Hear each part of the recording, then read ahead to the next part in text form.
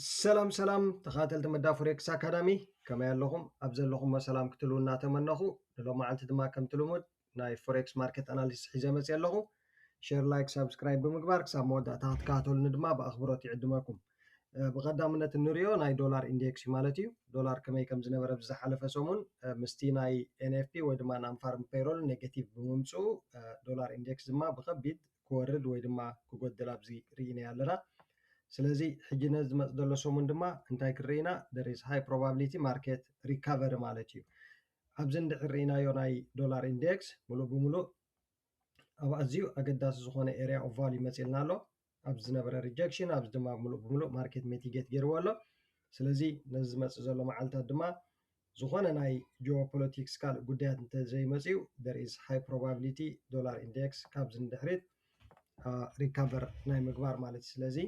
99.4 ነዚያ ኤርያ እዚኣ ብሬክ ክሳብ ዘይገበራ ዶላር ኢንዴክስ ሙሉእ ብሙሉእ ኣብ ናይ ባይ ክንሪኦ ኢና ማለት እዩ ካብዚ ቀፂልና ኣብቶም ካረንሲ እንድሕር ርኢና ድማ ናይ በዓል ግሬት ብሪቴን ምስ ዩኤስ ዶላር ኣብ ኣዝዩ ኣገዳሲ ዝኾነ ናይ ሬዚስታንስ ዞን መፅኦምልና ኣለዉ ሙሉእ ብሙሉእ ኣብ ዘሎ ሪጀክሽን ሕጂ ድማ ምስቲ ናይ ናን ፋርም ፔይሮል ተሓጊዞም ሜቲጌት ገይሮምልና ኣለዉ ኣብዚ እውን ሙሉእ ናይ ሪጀክሽን ካንድልስ ቢልድ ኮይኖም ኣለዉ ስለዚ ነዚ ዝመፅእ ዘሎ ሰሙን ቀስ እናበለ ማርኬት ሴል ኦፍ ወይ ድማ ክሳብ ኣብዚ ኤርያ እዚ ናይ ምውራድ ተኽእሎ ክህልዎም እዩ ኦቨርኦል 31.3507 እዚኣ ኤርያ እዚኣ ብሬክ ክሳብ ዘይገበረ ብዝኾነ መንገዲ ጂቢፒ ዩኤስዲ ባይ ኣይክንሪአን ኢና 1.3507 ሙሉእ ብሙሉእ ብሬክ እንድሕር ገይርልና ግን ቀስ እናበለ ናይ ቡሊሽ ሙቭ ክርኢና ስለዚ እዚኣ ሓንቲ ካብተን ዝበለፃ ሰጣብ ናይዚ ሰሙን እዚኣ ማለት እዩ ካልእ ቀፂልና ንሪኦ ዩሮ ዩኤስዲ ዩሮ ዩኤስዲ እውን ብተመሳሳሊ ሙሉእ ብሙሉእ ማርኬት ብሓገዝ ናይ ናን ፋርም ፔይሮል ሙሉእ ፓምፕ ኮይኑ ኣሎ ሕጂ ድማ 1.1558 ነዚያ ኤርያ እዚኣ ብሬክ እንድሕር ገይርልና ቀስ እናበለ ሴል ኦፍ ክንርኢና ሙሉእ ብሙሉእ ልዕሊ 1558 ልዕሊ እዚ ኤርያ ኣብ ዝዓፅወልና ግን ስቶፕ ሎስና ቢለው ጌርና ባይ ክንቅፅል ኢና ማለት እዩ እዚኣ እውን ካልእይቲ ዝበለፀ ሰታብ ኣብ ዝላትና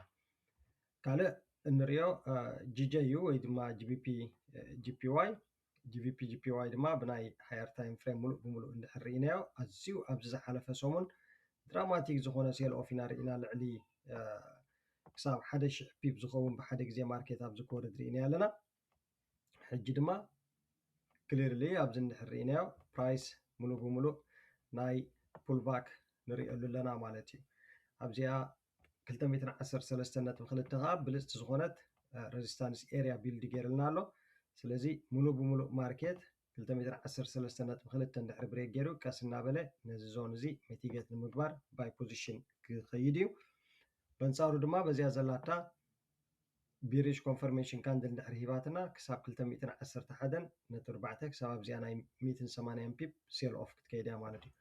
ኦቨርኦል ግን ብዝለዓለ መልክዑ ጂቢፒ ጂፒዋይ ባይ ናይ ምኻድ ተኽእሎ ዝለዓለ ኣለና ማለት እዩ ዋይ እንድሕር ኢልና ማርኬት ነዚ ዋላ ሪትሬስ እንድሕር ገይሩ ነዚ 180 ብድሕሪኡ ኣብዚ ሜቲጌት ዘይኮነ ስትራክቸር ስለ ዘለዎ ፕራይስ there is high probability ቡሊሽ ናይ ምኻድ ስለዚ ጂቢፒ ጂፒዋይ ሴል ኣብ ንኣትወሉ ቁሩብ ጥንቃቐ ክንገብር ንክእል ኣለና ናይ ነዊሕ ጉዕዞ ቡሊሽ ናይ ምኻድ ተኽእሎ ስለ ዘለዎ ብምቕፃል ዩኤስዲ ጂፒዋይ ክንሪኢና ዩኤስዲ ጂፒዋይ ተመሳሰልቲ ፖዚቲቭ ኮሪሌትድ ኣሰት ስለ ዝኾኑ ተመሳሳሊ ሙቭመንት እዩ ዘለዎም ኣብዚ እንድሕር ርኢናዮ ብሉፅ ዝነበረ ሳፖርት ዞን ኣለና ፕራይስ ድማ ንዕኡ እዚ ሙሉእ ብሙሉእ ሜቲጌት ገይርልና ኣሎ ብካልእ መንገዲ ድማ ሙሉእ ማርኬት ሪጀክሽን ከዓ ኣብዚ ንርኢ ኣለና ማለት እዩ ሕጂ 157.9 እዚኣ ስትራክቸር እዚኣ ብሬክ ክትገብረልና ቀስ እናበልና ብኣጌርና ባይ ፖዚሽን ክንሕዝ ኢና ማለት እዩ በንፃሩ ድማ እዛ ኣሰት እዚ ብፍላይ ዶላር እንድሕር እቲ ቡሊሽነስ ንሓስበሉ ዘለና ቡሊሽ እንተዘይመፅዩ ክሳብ 155.2 ክሳብ ኣብዚኣ ሴል ኦፍ ክትመፅእ እያ ማለት እዩ ስለዚ እዚኣ እውን ራብዒይቲ ብልፅቲ ዝኾነት ናይ ካረንሲ ፔር እያ ዘላትና ማለት እዩ ዩኤስዲ ጂፒዋይ ልክዕ ከምዚኣ ጌርና ማርክ ንግበራ ነዚአን ዞን እዚአን 157.9 ብሬክ የገበረት ባይ ዝበሃል ከይንርኢ ብምቕፃል ናብ ጎልድ ኢና ክንመፅእ ኣብዚ ዝሓለፈ ሰሙን ዝበለፀ ፐርፎርማንስ ወይ ዝበለፀ ብቕዓት ዘርአየ ናይ ጎልድ እዩ ነይሩ ማለት እዩ። ኣዝዩ ቡልሽ ሰናርዮ ኢና ክርኢ ፀኒሕና። ኣት ደ ሴም ታይም ከዓ እቲ ናይ ኤንኤፍፒ ናብ ፋርም ፔይሮል ኔጋቲቭ ምምፅኡ ከዓ ሙሉእ ብሙሉእ ሓጊዝዎ ፓምፕ ኣፕ ሕጂ እንድሕር ርኢናዮ ሙሉእ ስትራክቸርና ካቨር ገይሩልና እዩ ሙሉእ ብሙሉእ ካቨር ገይሩልና እዩ። ስለዚ 43 72 እዚኣ ዞን እዚኣ ብሬክ ከይረኣና ብዝኾነ መንገዲ ባይ ዝበሃል ከይነኣቱ ኣብ ጎልድ 43 72 እዚኣ ስትራክቸር እዚኣ ብሬክ ከይረኣና ባይ ከይነኣቱ ኦቨርኦል ግን there is high probability gold retrace ክገብር ወይ ድማ ዳውን ናይ ምኻድ ተኽእሉ ሴል ናይ ምምፅኡ ሴል ከበይ ክንኣቱ ኢና ፕራይስ ንእሽተይ ፑሽ ባክ ክሳብ 4372 ኤርያ ነዚኣ ሪትሬስ ክትበና ትኽእል እያ ብሪች ኮንፈርሜሽን ተሂባትና ናይዚኣ ሴል ክንኣቱ ኢና ማለት እዩ። በንፃሩ ድማ 43 ስትራክቸር እንድሕር ብሬክ ኮይኑ ድማ ስትሬት ኣወይ ሴል ፖዚሽን ክንኣቱ ንኽእል ኢና ወልደ ወይ ድማ ማርኬት ክሳብ ኣብዚ ኤርያ እዚ ብድሕሪኡ ድማ ክሳብ ኣብዚ ናይ ምውራድ ተኽእሎ ዝለዓለ ኣለና። ብሓፈሽኡ ግን 4372 ብሬክ ከይረኣና ባይ ከይነኣቱ እቲ ናይ ቡልሽ ሙቭ ኦልሞስት ኣብ መዕለቢኡ ዝበፅሐ ዝመስል ዘሎ 43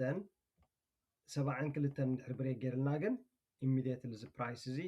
ኦል ደ ወይ ናብ 48 ኤርያ ናብዚ ናይ ምድያብ ተኽእሎ ዝለዓለ ክህልዎ እዩ ማለት እዩ።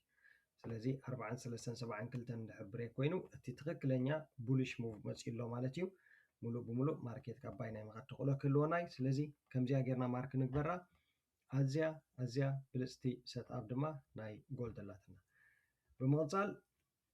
ናይ ቢቲሲ ወይ ድማ ቢትኮይን ክርኢና ቢትኮይን ዋላ እቲ ሙቭመንት ናቱ ከምቲ ዝድለ ሙሉእ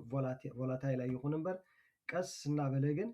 ንእሽተይ ፑልባክ እናገበረ ቀስ እናበለ ማርኬት ኢዝ ሙቪንግ ኣፕ ኣብዚ እንድሕር ርኢናያ ካብ 62 ሕጂ ኦልሞስት ናብ 65 ኤርያ በፂሑ ዘሎ ማለት እዩ። ኣብ ዝሓለፈ ክላስና እንድሕር ርኢናዮ እዚ ማርኬት እዚ ቀስ እናበለ ክሳብ 80 ናይ ምውፃእ ተኽእሎ ኣለዎ ኢልና ነርና ስቲል ቫሊድ እዩ ዘሎ። ሕጂ ድማ ዝኾነ ነዛእሰ ዝትሬድ ዝገብር 65.1 ማለት እዩ ናይዚኣ ብሬክ ኣውት ስትሬት ኣወይ ኮንቲኒሽን ፎር ደ ባይ በንፃሩ ድማ 64.7 እዚኣ ኤርያ እዚኣ ብሬክ እንድሕር ጌራ ከዓ ቀስ ኢሉ ክሳብ ኣብዚ ሪትሬስ እዚ ሕጂ ንሪትሬስመንት እምበር ሙሉእ ሴል ኦፍ ኣይኮነን ክሳብ 62 ኤርያ ሪትሬስ ክንገብር ንኽእል ኢና 65.1 ብሬክ ኣብ ንገብረሉ ግን ኦል ደ ዌይ ፕራይስ ክሳብ 68 ኣብዚኣ ኤርያ እዚኣ ማለት እዩ ቀስ እናበለ ድማ ናብ 800 ማለት እዩ 80 ሶሪ ክሳብ ኣብዚኣ ናይ ምውፃእ ተኽእሎ ክትህልወና ስለዚ እዚኣ እውን ብልፅቲ ሰትኣባላ ጥራሕ 65.1 ብሬክ ኣውት ክንፅበይና ማለት እዩ። ናይዚኣ ብሬክ ኦል ደ ዌይ ማርኬት ዊል ሙቭ ኣፕ በንፃሩ ድማ 64.7 ሴል ክንርኢ ንኽእል ኢና። ስለዚ እዚአን ኣዝየን ብሉፃት ሰትኣብ እየን ጂቢፒ ዩኤስዲ ዩሮ ዩኤስዲ ጂቢፒ ጂፒዋይ ዩኤስዲ ጂፒዋይ ጎልድ ኢንዲ ቢትኮይን እዚአን 6 ኣዝየን ብሉፃት ዝኾነ ኣሰትሳብ ዘዳሊና ኣለና።